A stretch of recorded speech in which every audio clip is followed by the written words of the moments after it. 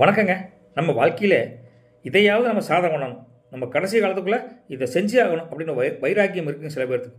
அந்த வைராக்கியம் எப்படி இருந்தாலும், ஆனால் அதே போல் ஆன்மீகத்தில் என்ன சொல்கிறாங்கன்னா, கண்டிப்பாக நீங்கள் இந்த 8 கோயிலுக்கு உங்கள் வாழ்க்கையில் ஒரு முறையாவது கம்பல்சரி போகணும் அப்படின்னு சொல்லியிருக்காங்க. போனால் நல்லது நடக்கும், நல்ல ஒரு அருமையான பயன் உங்கள் குடும்பத்துக்கும் உங்களுக்கும் கிடைக்கும் அப்படின்ட்டு இருக்காங்க. முதல் கோயில் என்னென்னு பார்த்தீங்கன்னா, நம்ம பாபநாசில் இருக்கக்கூடிய சிவன் கோயிலுங்க.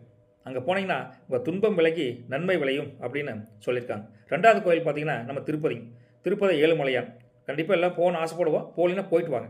மூணாவது நம்ம முருகா பழனிமலை முருகர் இருக்கார்ல, அந்த முருகர். கீழே திருஆவினன்குடி கோயிலுக்கு போயிட்டு பழனிமலை ஆண்டவனை தரிசனத்துட்டு வாங்க, கண்டிப்பாக நல்லது நடக்குங்க.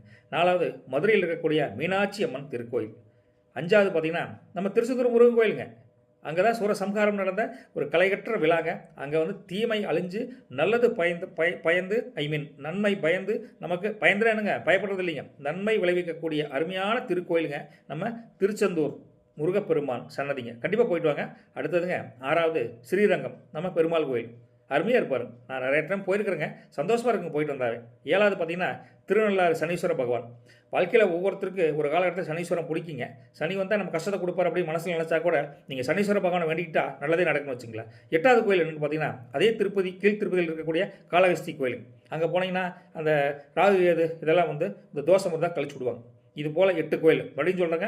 பாபநாசம் சிவன் கோயில், திருப்பதி வெங்கடாச்சலபதி கோயில், 3வது பழனி முருகன், 4வது மதுரை மீனாட்சி அம்மன், 5வது திருச்செந்தூர் நம்ம முருகன் கோயிலுங்க, 6வது ஸ்ரீரங்கம் பெருமாள் கோயில், 7வது திருநள்ளாறு சனீஸ்வரன் கோயில், 8வது திருப்பதி இருக்கக்கூடிய காளஹஸ்தி. மறக்காமல் போயிட்டு வாங்க, ஒரு பிளான் பண்ணிக்கங்களேன். நன்றி, வணக்கம்.